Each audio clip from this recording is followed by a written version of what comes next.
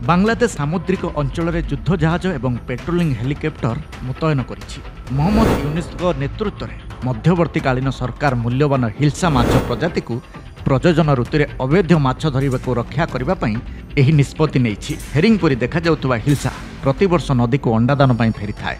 बांग्लादेशर जातीय माछ हिल्सा भारतर पश्चिमबंगर लोकों मध्य एक लोकप्रिय स्वादिष्ट खाद्य। यूरो एशियन टाइम्स एक रिपोर्ट अनुसार बांग्लादेश सेना अधिकारी माने कहिसंती जे सेमाने हिल्सा प्रजनन भूमि को सुरक्षा देबा पई अक्टोबर 4 रु 25 पर्यंत प्राय 3 सप्ताह माछ धरिबा उपरे प्रतिबंधक लगाइछंती।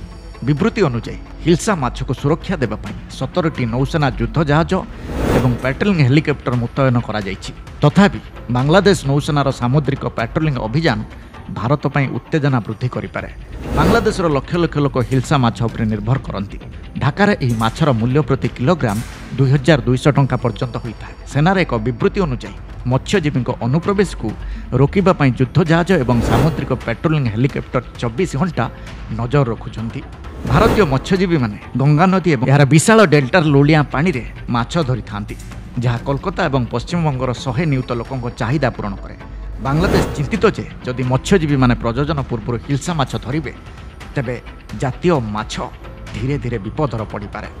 भारत एवं बांग्लादेश मध्य हिल्सा कूटनीति बहुत प्रसिद्ध। तथापि ढाकार शेख हसीना सरकार पतन पर मोहम्मद यूनुस मध्यवर्तीकालीन सरकार मुख्य होते, जहाँ दुई देश मध्य संपर्क को किछिटा मजबूत करिछि। यह सत्वे बांग्लादेश चलित वर्ष दुर्गा पूजा पूर्व भारत को 1200 टन हिल्सा माछ रप्तानी करने को अनुमति देथिला।